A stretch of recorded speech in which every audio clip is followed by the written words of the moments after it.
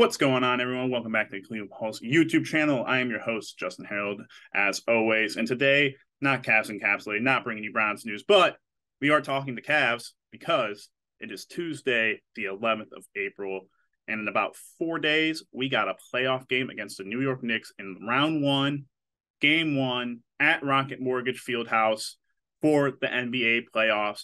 Seed 4, your Cleveland Cavaliers versus Seed 5, the New York Knicks. It's going to be a heck of a series, but we got keys to the game that we got to go over. I got one of those keys. Jeff's got another one. Logan's got another one. We'll be hitting you with all those videos this week. So make sure you guys are subscribing, liking, commenting on the videos, and let's get right into it. So, like I alluded to, I've got a key to the game, and it's one that I feel very heavily on, and that's the matchup against Jalen Brunson. Very specifically, Jalen Brunson versus Isaac Okoro, but we're going to go over Jalen Brunson and how he's played this season and how he played last season in the playoffs, particular against Donovan Mitchell and just in general, and why it's specifically key to Isaac Okoro. So, with that being said, we're going to get right into the stat check. But here are Jalen Brunson's stats from his season with the Knicks. I'll be the first to admit, when they went out and made this move, I thought it was a consolation prize or way to try to maneuver for Donovan Mitchell. And so I was very much of the mind that Brunson was a one-hit wonder with the Mavericks, but obviously I was wrong. Came to the Knicks, got them back into the playoffs, averaged 24 points, 6.2 assists, 3.5 rebounds, shooting 49% from field, 41.6 from three, and 82.9 from the free throw line. These are great stats. It could be argued he's the number one or the number two there. Take your pick with Julius Randle, but Brunson is the one who can go for 40 or 50 on guards that, if we're not particular about who we're matching up with, could be a long day, long series for us if Isaac Okoro can't do what we ask of him, and that's lock him down in the playoffs. Now, if you look at Brunson's playoff stats, this is from last year: 21.6 points, 4.6 rebounds, 3.7 assists, shooting 46 from the field, shooting 80 from free throw, and shooting 34.7 from three-point land.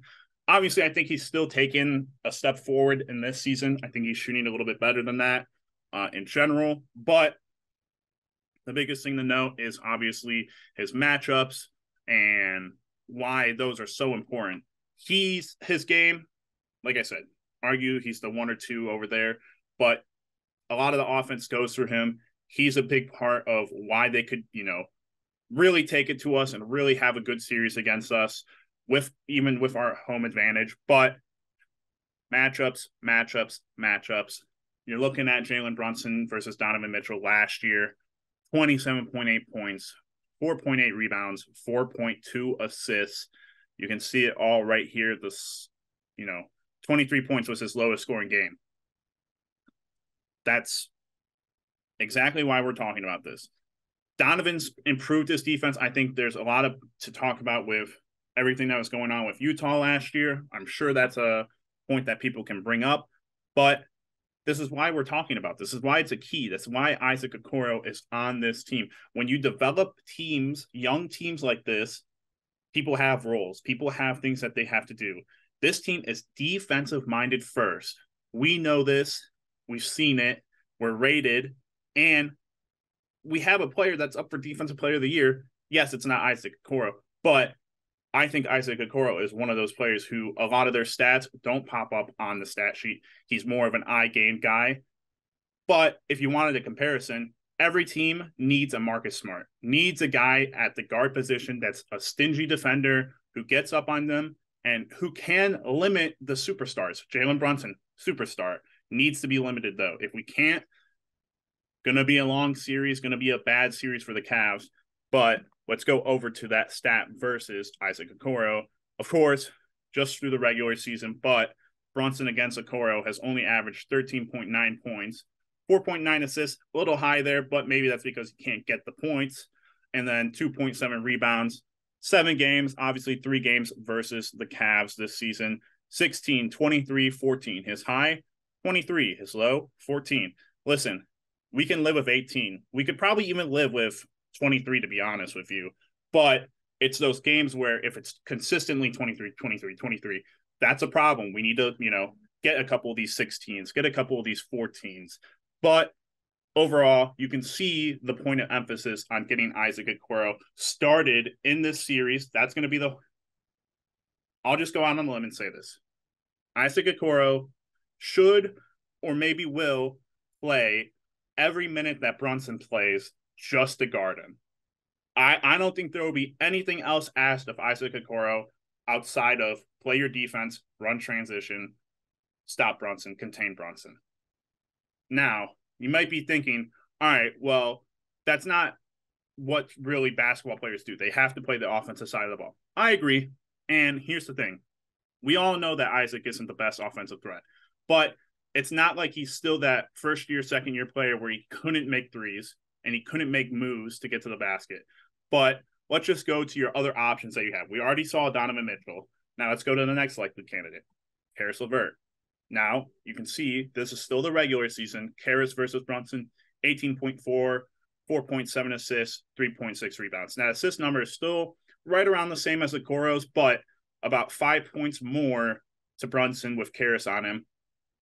Again, I'm the believer that we need Caris to come off the bench to provide a consistent offensive flow to our offense through the bench and get production through the bench that way. This is why I don't want Caris starting against him. The stats aren't bad. 18.4, again, something we can live with. You can see the stats down here, though. He's charged with guarding him during 48, but that's not necessarily true. He wasn't for all 48, but you can see 14, 23, 16, 18. But I digress. I still think Caris must sit. But when he comes off the bench, if Brunson's still out there and Okoro's not, by all means, put LeVert on him. But let's start talking about other guys who could come off the bench that aren't the most likely. First, you have Lamar Stevens. Very obvious choice. Very similar to Isaac Okoro, who may provide you that little bit more scoring, but off the bench. Now, that's the problem. Lamar Stevens is a great energy guy, can be a good defender at times, but again, you can see the charge stats of 48 here, and I guess everyone gets charged with the same stats in terms of games, but I'm going to go off of a lot of this is Okoro play. This is the only game without Okoro. So you guys can obviously derive from that what I'm getting at, but one more, and this is a very interesting one. Lamar Stevens, he's very far and away not in my thought process of being in the rotation. A guy in the last two games who has very sneakily made a point to be brought up, to be played. Veteran guy, 3-and-D wing, Danny Green against Jalen Brunson. Now, obviously, Danny Green, very old, doesn't play as much as he used to. And these stats could be totally derived off of how little he's played and, how much success that he's had against other, matchups with Brunson. But you can see here in his last season with the 76ers, 11 points off of 23 minutes, 15 points off of 31 minutes, 19 off of 39, and 33 off of 24. That's pretty impressive. I mean, I think that's pretty impressive. Now, does Danny Green still got it like that defensively? I don't know. Is it worth giving him a chance? I think so. Look, watching the way he's played in the last two games, being able to shoot the three ball is not something that you lose when you get older. You can look at Ray Allen. You can look at Danny Green now in the last two games. I know it's a small sample size, it's garbage time and whatnot, but I think it's something that is worth mentioning, worth talking about. But at the end of the day, it is more about just limiting Brunson, getting the best matchups you can on him, and making sure that he is bothered that whoever it is that's on him, if you can see it in his game that there's, he's trying to get the ball away. He's trying to, get away from this specific defender. They're trying to set picks so he'll get off of him, so they'll get different defenders on him. That's what we need to see out of Isaac Okoro. That's what we need to see out of this team with the guard play. We have plenty of guards. They have plenty of guards.